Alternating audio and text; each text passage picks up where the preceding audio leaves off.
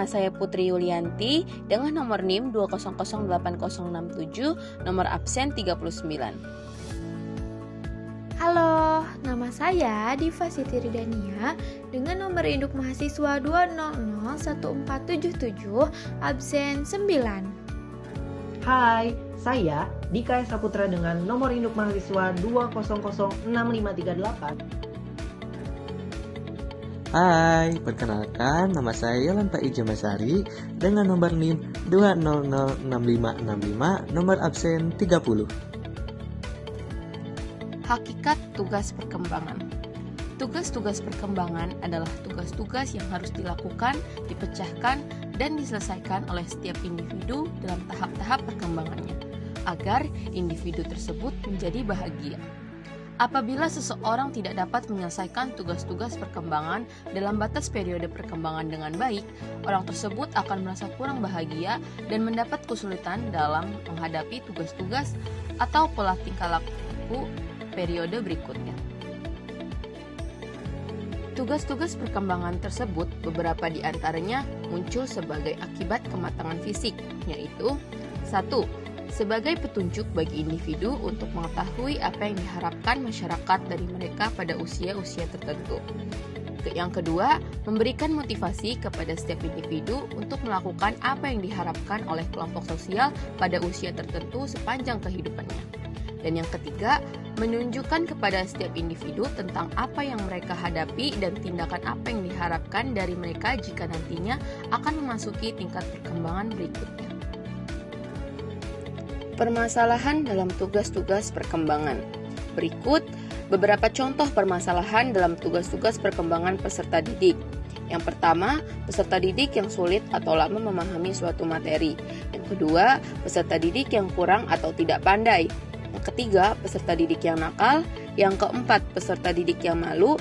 Dan yang kelima, peserta didik yang kurang memiliki motivasi dalam belajar. Materi selanjutnya yaitu mengenai tugas perkembangan menurut Elizabeth B. Hurlock, yang dimana pada tahun 1981 Hurlock menyebutkan tugas-tugas perkembangan ini sebagai social expectation, yang artinya setiap kelompok budaya itu mengharapkan anggotanya menguasai keterampilan yang nantinya dapat memperoleh pola perilaku yang disetujui oleh berbagai usia sepanjang rentang kehidupan. Selanjutnya ada rumusan tugas perkembangan Hurlock. Yang pertama yaitu masa sebelum lahir atau 9 bulan. Di mana periode ini ialah saat dari pembuahan hingga kelahiran. Yang kedua yaitu masa bayi. Nah, periode ini ialah perkembangan yang merentang dari kelahiran hingga 18 atau 24 bulan. Nah, masa bayi ini biasanya masa yang sangat bergantung pada orang dewasa. Banyak kegiatan psikologis yang terjadi hanya sebagai permulaan seperti bahasa, pemikiran, simbolis, koordinasi sensomotorik, dan belajar sosial. Nah, yang ketiga yaitu masa anak-anak yang dimulai dari usia 2 sampai 6 tahun. Periode ini biasanya disebut periode prasekolah. Karena semasa usia mereka dihabiskan untuk bermain dengan teman-teman sebayanya. Apabila memasuki bangku sekolah dasar, maka mereka mengakhiri masa awal anak-anaknya. Nah, yang keempat yaitu masa anak-anak akhir dimulai dari usia 6 hingga 12 tahun. Periode ini biasanya disebut dengan tahun-tahun sekolah dasar. Keterampilan-keterampilan fundamental seperti membaca, menulis, dan berhitung telah mereka kuasai. Anak-anak secara formal dapat berhubungan dengan dunia yang lebih luas dan kebudayaan.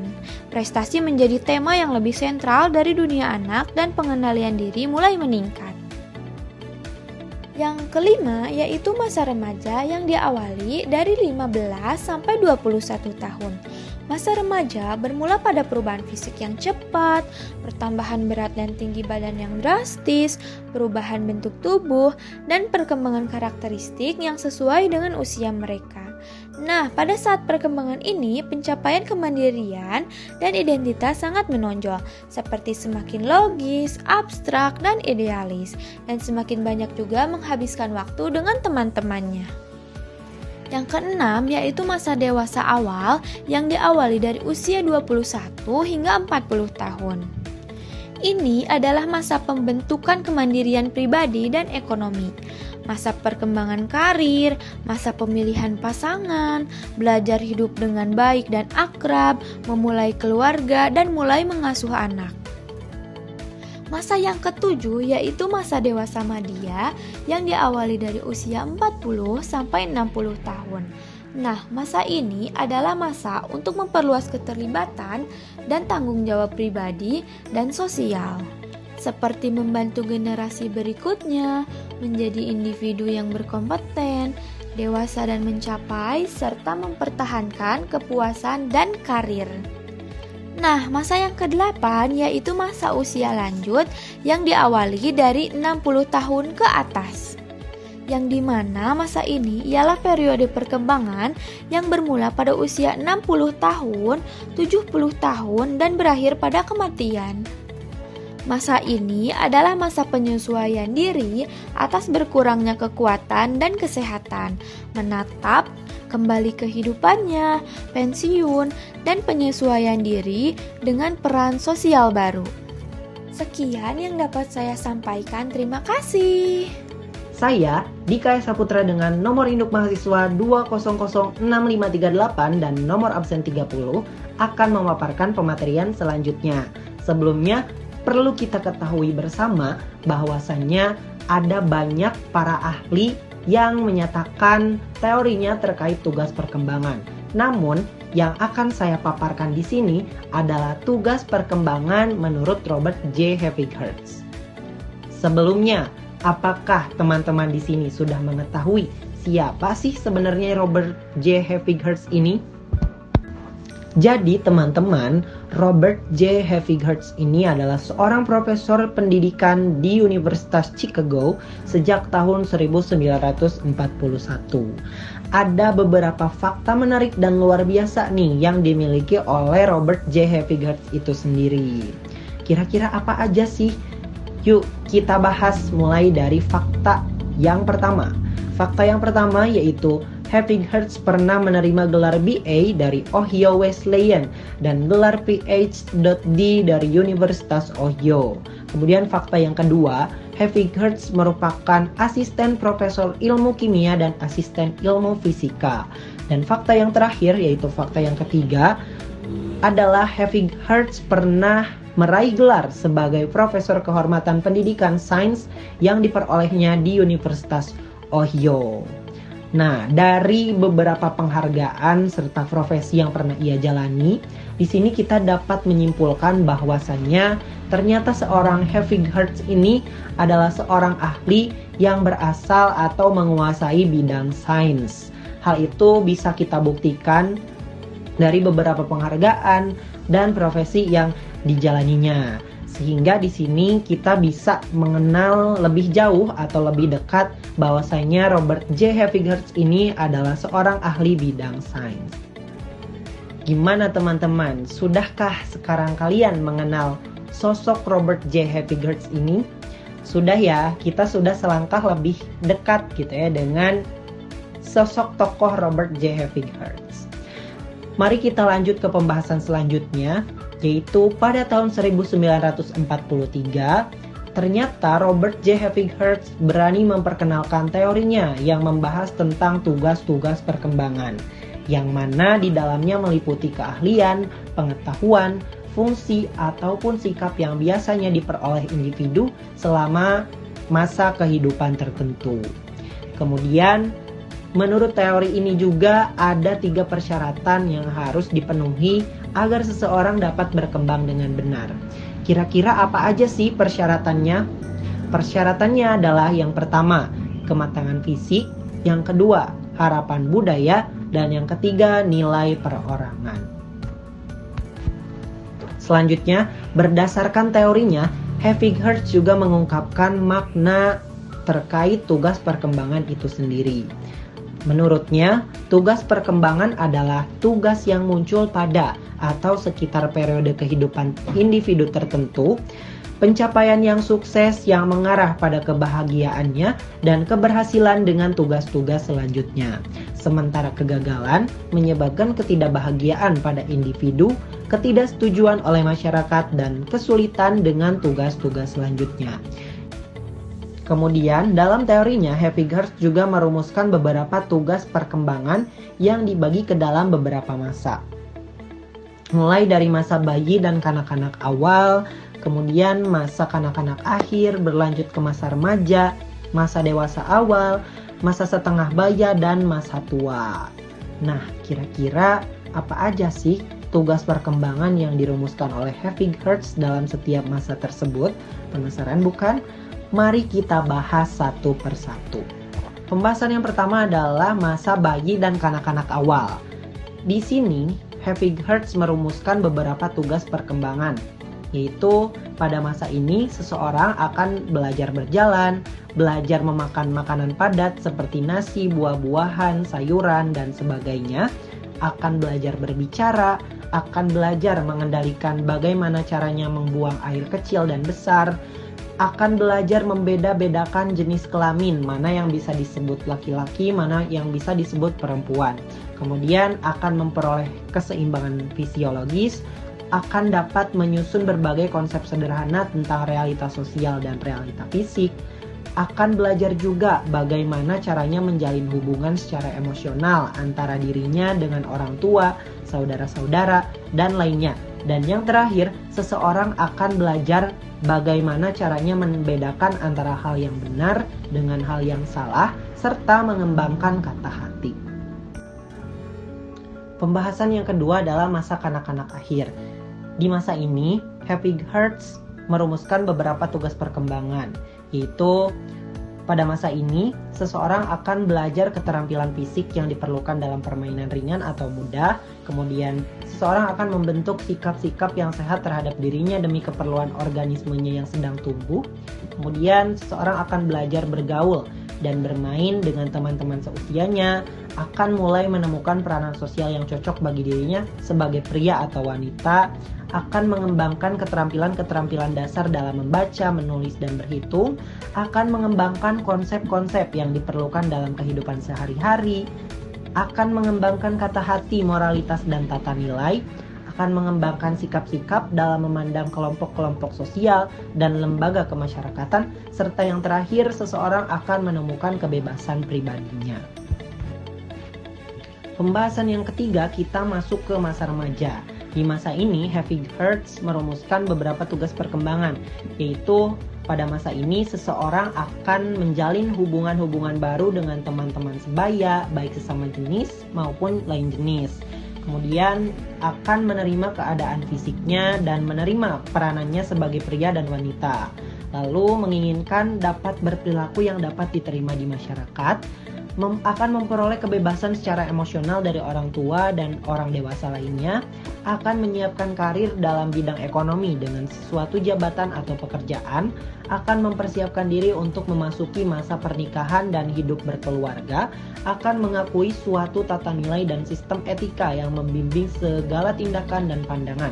Dan yang terakhir, seseorang akan belajar bertanggung jawab sebagai warga negara. Pembahasan yang keempat, kita masuk ke masa dewasa awal.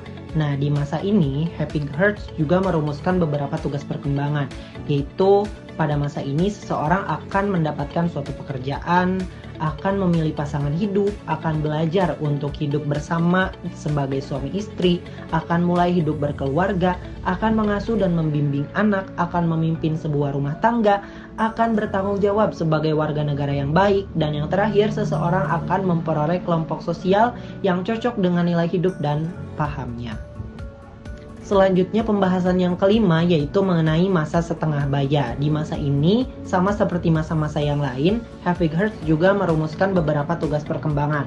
Yaitu pada masa ini, seseorang akan mencapai kedewasaan bertanggung jawab terhadap negara dan masyarakat. Kemudian seseorang akan membimbing anak-anak remaja untuk mampu bertanggung jawab dan berbahagia kelak bila dewasa.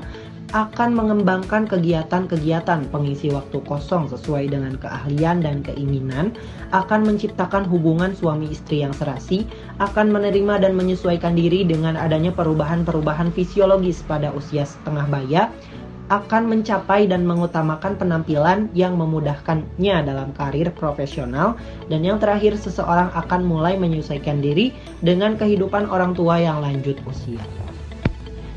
Pembahasan yang terakhir adalah terkait masa tua atau usia lanjut. Di sini, Heffig-Hurst juga merumuskan beberapa tugas perkembangan, yaitu pada masa ini, seseorang akan siap menghadapi keadaan menurunnya kondisi fisik dan kesehatan. Kemudian, seseorang akan siap juga untuk mengalami penurunan pendapat. Lalu, seseorang akan siap untuk menghadapi kematian suami atau istri. Kemudian, seseorang akan membina hubungan yang baik dengan anggota sekelompok usia. Lalu seseorang akan memelihara kondisi fisik agar tetap menyenangkan. Dan yang terakhir, seseorang akan dapat menyesuaikan diri untuk mengurangi tugas-tugas sosial, tetapi memenuhi kewajiban-kewajiban sebagai warga negara dan masyarakat. Wah, luar biasa sekali ya teman-teman. Ternyata Heffig-Hurst merumuskan berbagai tugas perkembangan di setiap masanya itu sangat baik dan runtut sekali, sehingga kondisinya memang hampir sesuai dengan kehidupan yang dijalani oleh setiap orang pada umumnya. Mungkin hanya itu yang dapat saya sampaikan mengenai teori perkembangan menurut Robert J. Heffig-Hurst. Kurang lebihnya mohon dimaafkan. Burung Irian, burung cendrawasih, sekian dan terima kasih. Nah, materi selanjutnya yaitu tugas perkembangan menurut Erik Erikson. Nah, siapa sih Erik Erikson ini? Erik Erikson adalah seorang psikolog Jerman yang terkenal dengan teori tentang 8 tahap perkembangan pada manusia. Sebenarnya, Erikson adalah seorang psikolog Freudian, namun teorinya lebih tertuju pada masyarakat dan kebudayaan jika dibandingkan dengan para psikolog Freudian lainnya. Dan yang selanjutnya yaitu rumusan tugas perkembangan menurut Erikson. Menurut Erikson, bahwa rumusan tugas perkembangan itu meliputi 8 fase. Yang pertama, fase bayi 0-1 tahun.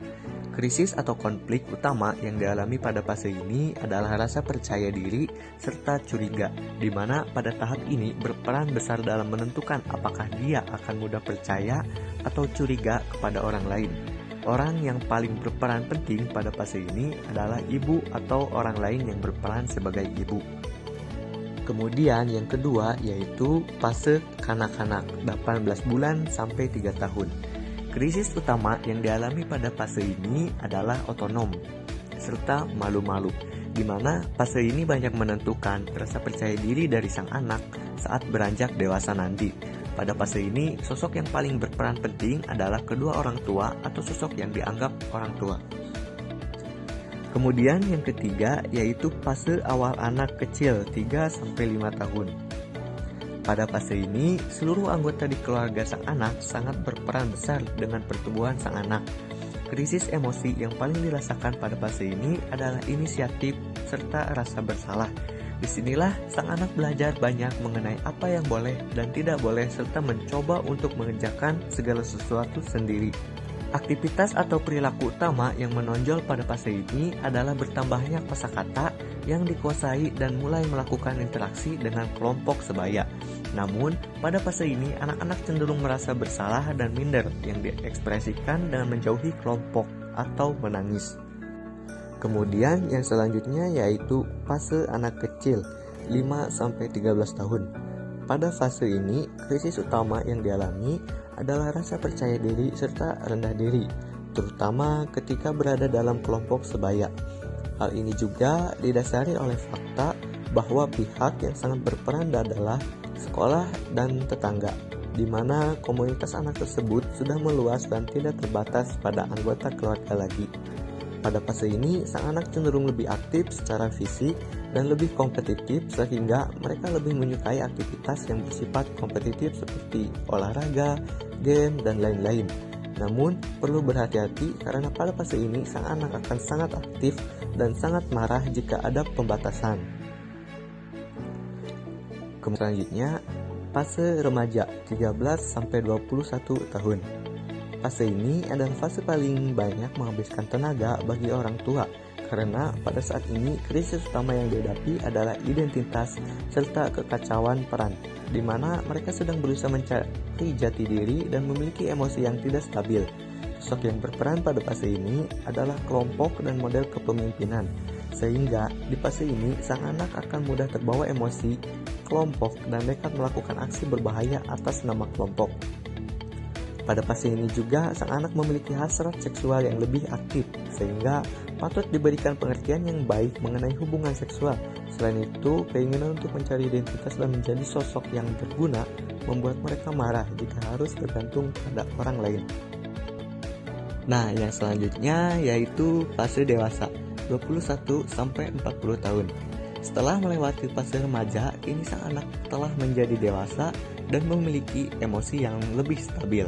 Namun, pada fase ini tetaplah ada krisis yang dialami, yaitu keintiman serta isolasi, di mana pada fase ini orang tersebut sedang berusaha mencari pasangan atau justru menjauhkan dirinya dari berbagai macam hubungan. Semuanya tergantung dari berbagai pengalaman yang dialaminya. Oleh karena itu, sosok yang sangat berperan pada fase ini adalah pasangan lawan jenis, di mana stres utama yang dialami pada fase ini biasanya berhubungan dengan lawan jenisnya, seperti takut jika bercerai atau putus. Kemudian fase selanjutnya yaitu fase parubaya 40-60 tahun. Setelah mengalami berbagai macam hal dan masalah, di fase ini seseorang memiliki krisis utama, peduli dan pemandu keturunan, serta stagnansi di mana orang tersebut cenderung suka berbagi pengalaman dan ilmu, serta ingin meninggalkan suatu warisan. Namun, demikian adanya kemungkinan seseorang justru merasa tidak berguna karena pernah mengalami kegagalan besar di hidupnya. Pada fase ini, keluarga kembali memiliki peran yang penting dalam hidupnya. Selain itu, institusi atau pekerjaan tempat dia bernaung juga berperan besar. Hal utama yang dilakukan pada fase ini umumnya adalah sibuk membuat ide untuk generasi masa depan dan mencapai tujuan hidupnya.